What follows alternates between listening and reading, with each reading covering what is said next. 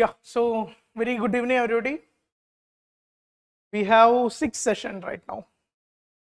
So total how many topics? 150 topics after this, including this, we will be covering. How was test? Give me a rough opinion. कर पा रहा है? You can relate something. You can answer it in some XYZ ways, either with fact or with applying some basic concept, basic knowledge. Okay. And workbooks are you using? चल रहा है, revise कर रहा है, कुछ एड ऑन्स वैल्यू एडिशन कर रहा है?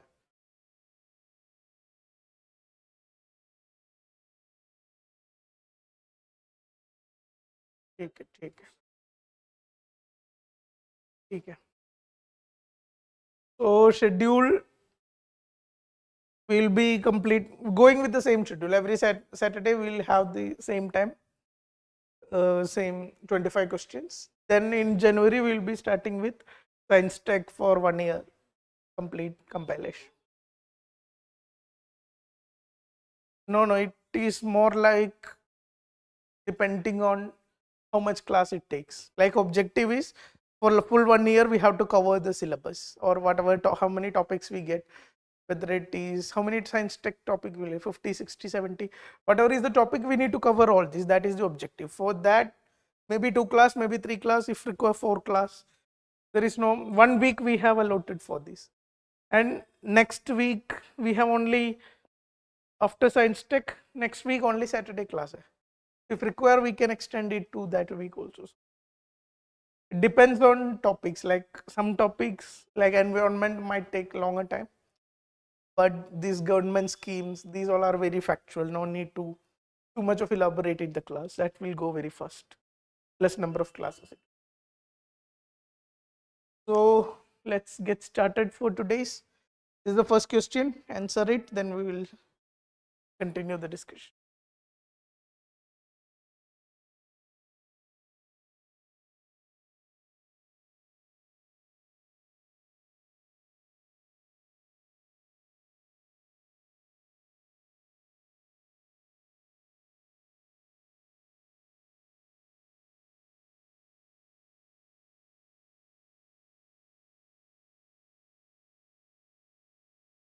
What is the answer? Answer is C. Yeah. So what is the question? Biologics is often seen in use. Which of the following correctly is the correct description of it? Medication synthesized from chemical process and used for treating non-genetic diseases. What is this?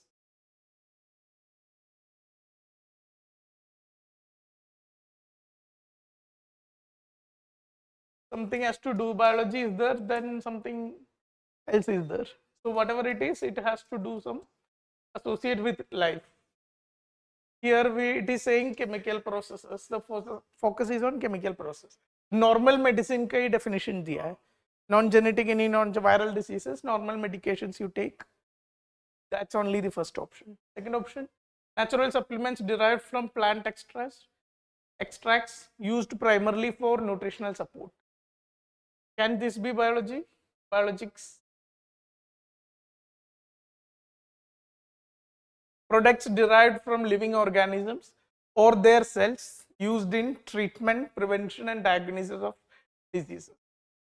So living organisms we are using to develop certain cells, develop certain medicines. This is exactly what biologics is. Fourth option, traditional herbal remedies used for centuries in folk medicine, not produced from living organism. Again, specifically it is saying not produced from living organism. Something is not coming from living organism. We will not give biologics names to it. So 1 and D is clearly not in line with what is asked. This can be a little bit confusing. Here also this you can eliminate by common sense and C is the correct answer. What exactly, why we are discussing this? Because we have a business deal like an international group named Syngene International. This has acquired Telis Biopharma Limited. This is an Indian brand. This brand was specialized in biologics.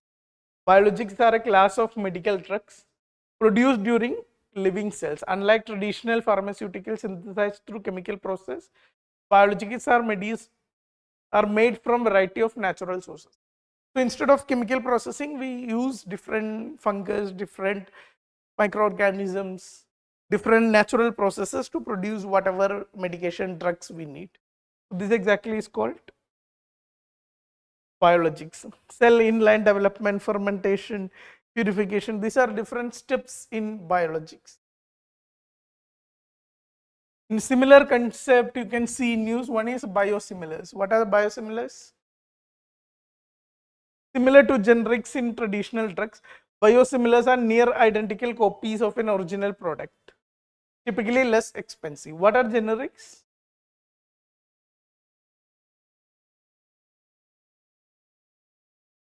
Why it is cheaper? Why it is cheaper?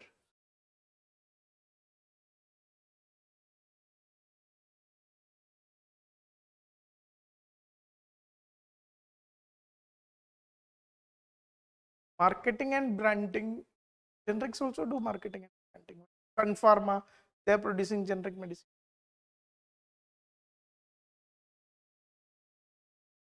What is the major differentiating element between a branded medicine and a generics? Suppose we have Novartis, so much famous cases regarding this. So what is happening? This company will come up with some kind of drug for certain diseases. Now, this drug, how it is making, it will have its own R&D. So it is spending so much of fund here. Now, after this drug is made, they will apply for patent. Usually patent is for 20 years. Sometimes it is for 15 years in some countries and all, depending on what kind of thing you are developing. So after this 20-year time period for pharmaceuticals, what will happen? Anyone can make this drug. Then our generic companies will come. They will take what is the chemical combination. They will try to replicate this chemical combination. So this new replicated medicines are called generics. So there is no R&D funding happening, and to get a drug to be permitted in population, there is need for huge amount of clinical trials. So generics also doesn't go through all these exhaustive clinical trials. There may be some level of trials, but not as an original drug goes. Original drug maybe take years of trials before being implemented in human. So these two major reasons, we have this generics medicines are cheaper. 10% rate you can get generics medicine. Now interestingly, what if the company after 20 years reapply for patent? Can the company reapply for patent? What is Indian patent law saying? Indian Patent Act. If the company has to reapply for patent, usually what the companies do is they make some cosmetic changes, minor changes, like non-functional part of the medicine they change, bring some changes and apply for the patent, and then if they get extended next 20 years they only can produce it. So Indian patent law says that you cannot do this, you cannot get patent for this. You will get patent only if there is substantiable change in the quality efficacy. Like if its functioning is very different, whether it is one medicine and 10 medicine instead of 10, one medicine now is enough. Some substantiable change in it functions and efficacy. If only this substantiable change is there, then only it can grant patent after 20 years. This whole process is called evergreening of patents, and evergreening of patent is completely banned under Indian patent law. Anything else? What if the case of emergency?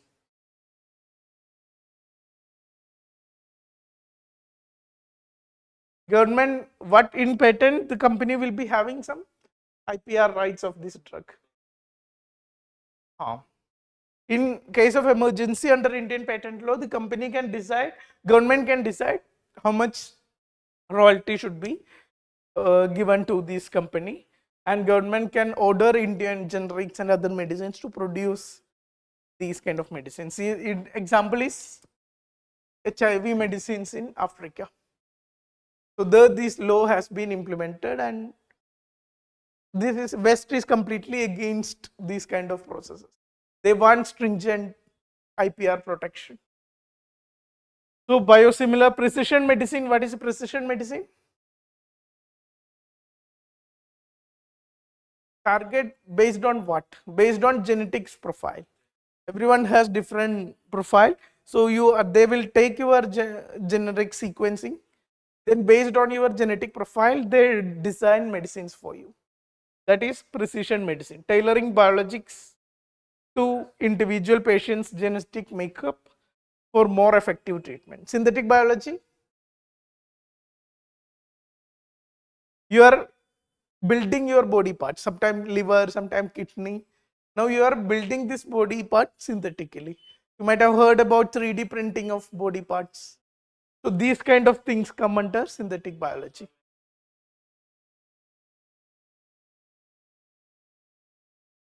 Liver harvesting, that means we are taking pig's liver, right?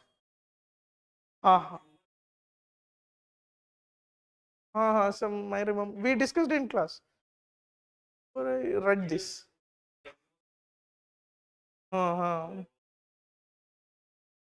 Synthetic biology is more like you are designing the body part according to the chemical composition and it can function.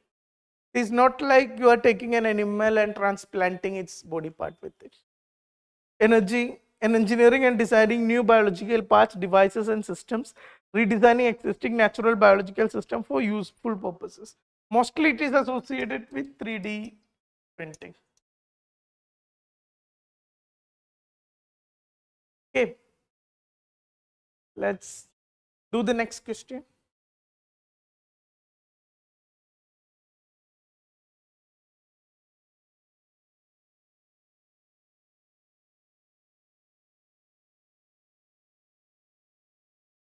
Marks. Answer is, you mark C and answer is D. Consider the following statement. Coal is categorized as an essential commodity under the Essential Commodities Act. So many concepts in this question. Essential Commodity Act is coming. Coal India Limited operates fully under government-owned entity. Operate as a fully owned government-owned entity. In Coal India Limited, what is its status? The Coal Mines Nationalization Act of 1973. Included under 9th schedule of the Constitution. Again a political concept. 9th schedule of the Constitution. All these statements are wrong. Why we are discussing this? Why we are interested in, one thing is coal, second thing is connecting coal with so much of concepts. Why? What is the crux or what is the reason for this? Remember anything that happened in news in recent past? Privatization of coal and liberalization in this coal sector, that is continuously going on. Beyond that, coal mining. Thing is, there was a case going on in Supreme Court. What happened is Competition Commission of India. So what Competition Commission of India did is, it imposed around, how much is the number? 591.01 crore rupees of penalty on Coal India Limited. Why it is imposed? Because what Coal India Limited does, it has access to all these coal mines. It will mine coal from this, then it will give it to mostly power producers. Most of the coal consumption happen with power producers. Now power producers have so much of producers in throughout India. Thermal power plants are distributed in every states, every different parts. Now what happens is, they place their orders much early. There is a date, for the next 2 weeks you have to place order like this, like this. Now due to some XYZ conditions, due to climatic effects, due to untimely rainfall, due to logistic constraints, due to a lot of factors, Coal India cannot fulfill its commitments. It cannot deliver the amount it has promised to give to this power producer. And there was news of coal crisis happening in India, all of this going on.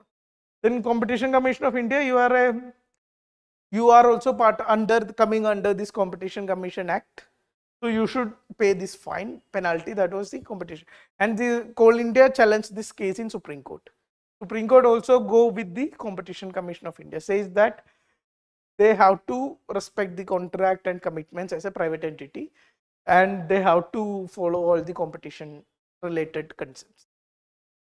Now in this case, what was the arguments of Coal India defense, Coal India Limited's defense? Major argument was it was working on principles of common good. Around, even today, we have around 70% of our electric power production is coming from thermal. And thermal, we don't have so much of natural gas. Almost everything is coal itself. Then, so this is considered, so this should be considered as a common good. So something, what is the common good? Why it is the principle of common good?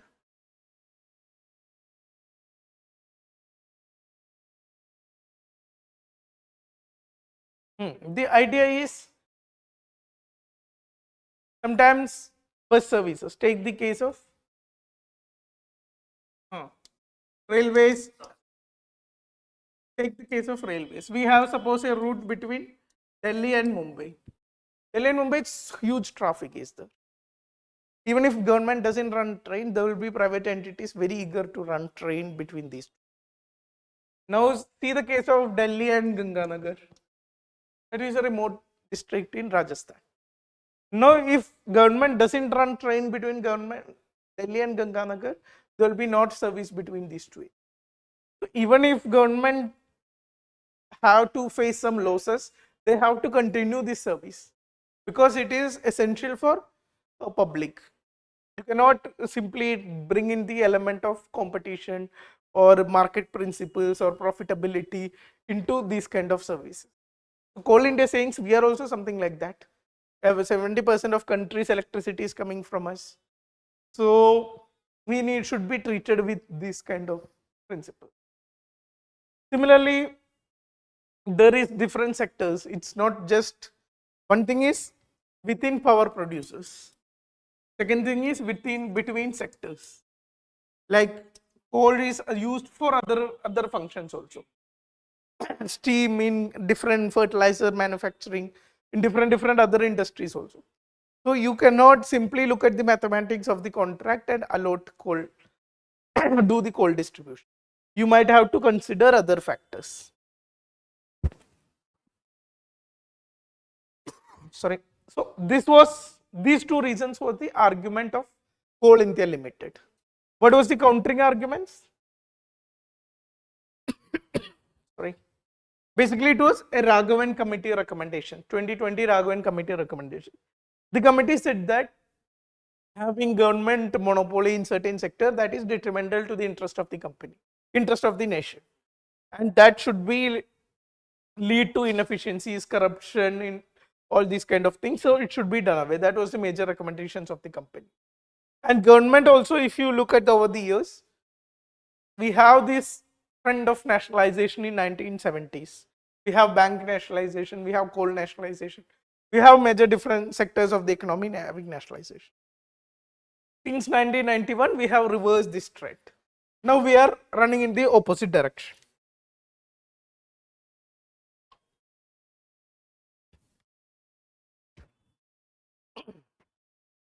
So this you can see in the coal business also.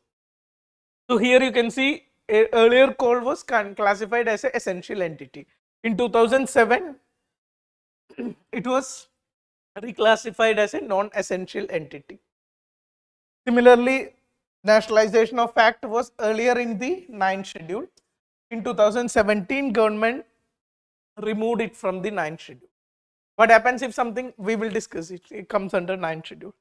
Similarly, the ownership structure, earlier it was completely government owned enterprise. Now you can see Coal India Limited even in the share market also. 67% majority is still with the government, but the private institutional investment, all these are promoted in coal industry.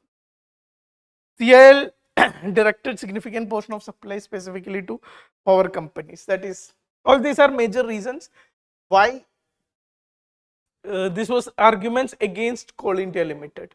Like overall trend is you are not going to keep the monopoly. You should keep coal as a market commodity. In this construct, all these arguments are not going to stand. So these coal and relation with Essential Commodities Act, coal and relation with 9th Schedule Act, these were all in news regarding this case. The arguments put forward in the Supreme Court regarding this Competition Commission of India's penalty. So what exactly is Essential Commodities Act? What kind of commodities we can declare as essential commodity? Food and fuel. There is no restriction which commodity can or cannot be put as essential commodity. Essential commodity is defined as items the government considers necessary for the public. Government's consideration is what is important. Many times we see food grains under this. When price rise is happening, we see food grains put under this. Even COVID times, we see mask, all these medical XYZ accessories being put under this. Fuel, foodstuff, medicines, other goods can also be. Once it is put, regulation and production, government can regulate, prohibit production, supply, distribution, sale and essential commodities to prevent hoarding, black marketing and artificial price inflation. That means government can have huge powers to regulate how much to produce, where to produce, how to distribute. All these elements government can have a say. There will be stock limits. There will be control of prices. MRP will be also set by the government. There will be license and permits. Nobody cannot enter the system. So much of government controlled system will come into existence if a commodity is put under Essential Commodities Act. Seizure of commodities, if this act is violated, penalties will be there. Delegation of power to the state government can be done. So, one few things to keep in note. Who decides which commodity to put under this Essential Commodities Act? It is central government. State government can send their recommendations, but ultimately the power of putting certain commodities under Essential Commodities Act, it is with central government. But the implementation of this act, Essential Commodities Act, central government can delegate its power. Implementation like raid for hoarding, all these other part of implementation, this can be delegated to state government. So why farm bills? When farm bills was introduced, one act that was to be criticized was Essential Commodities Act. Why?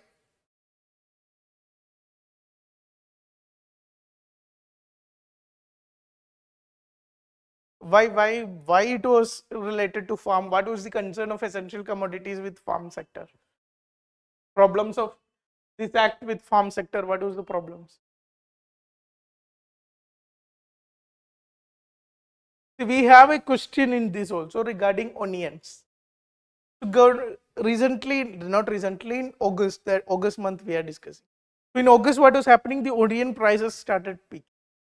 It gone 40% up, 50% up. Now, one natural response of the government is putting it under essential commodities, putting export ban on onions. So when agriculture commodities and government, you have seen last 5 years or last 10 years, so many agricultural commodities have randomly, not randomly, based on situation, government have put, like the frequency of usage is quite high in farm sector. Now whom this affect? This affect those enterprises who have invested in cold storage or other infra businesses, warehouses. They have kept this hoarding for selling, maybe for exports, maybe for selling in the market when prices are increasing. But their whole business model collapses once government is putting these under Essential Commodities Act. So the Essential Commodities Act was cited as one major reason why we have no investment coming into warehouses and cold storages. So this is why it was also being asked for reworking. Amendments has to be brought in.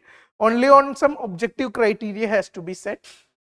If only that, like 200 price rise in 1 month, something like that, objective criteria should be there to put some product under these essential commodities. But it was withdrawn and it was not being implemented. Right now, only government's consideration is required to put anything under essential commodities. So, what is this? This is Nationalization of Coal Act.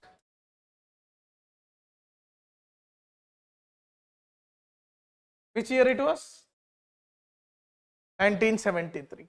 Objective was rational, coordinated and scientific development utilization of coal resources in the country. Nationalization of coal. Two phase में हुआ था. Coking coal. What is coking coal?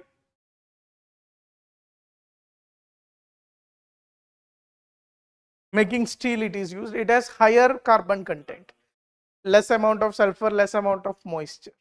Does India have coking coal resources? India have very less resources in Jammu and Kashmir and all. We mostly import this from other countries. So it happened in two phases. Coal mines was done in 73. Coking coal was done in 71, 72. Now nothing too much to look into this.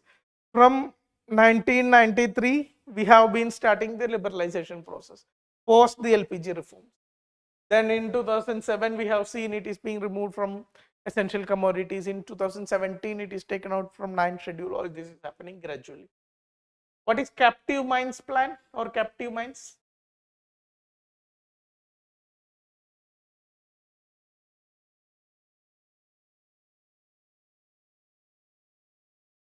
Suppose a company is there. Reliance is building a fertilizer company. This is the premise of this company. Now this company will require energy. How it can develop? It can either use solar panels here or get electric connections.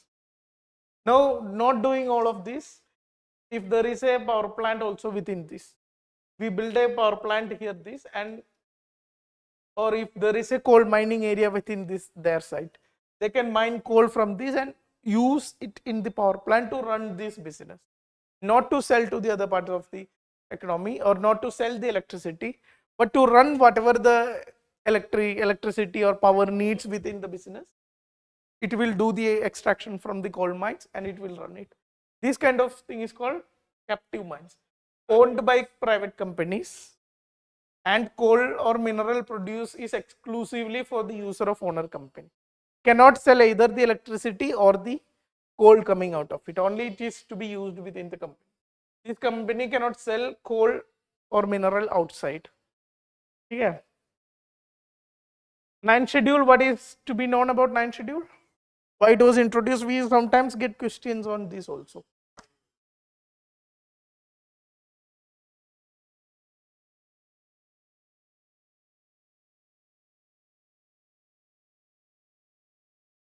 Exactly. So why it was introduced?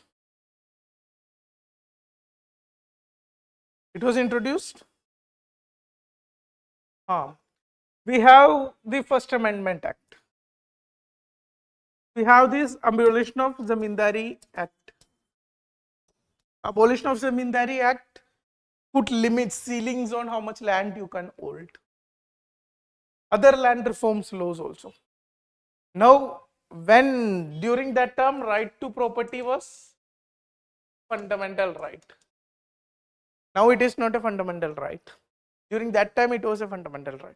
So zamindars go to court and zamindar said that our right to property is being taken away, fundamental right is being taken away, court should interfere. And if court started interfering, court started amending this. So that will dilute whole the purpose of the laws. So government wants some exceptions to the implementing fundamental rights. Then they brought in the concept of 9th schedule under First Amendment of Constitution. Now, what was done in 9th schedule? If some law is placed under 9th schedule, then judicial review of that law cannot take place, or judicial review is not applicable to that kind of law. That was the major provision. Earlier it was the land reforms laws and zamindars laws. These kind of laws was only put under 9th schedule. But later government even start, you can call misusing. Whatever law government want to bypass the judiciary, government start placing it under the 9th schedule. We have huge amount, thousands of acts being placed under 9th schedule. By states also started putting their acts, central also started putting their acts. State can have some kind of provisions is there for states also. Now problem happened is in 1973 we have this Keshwanta Bharati case. What it is saying? Whatever amendments Parliament can bring in, it should not violate the basic structure of the Constitution. But we have a bypass. Even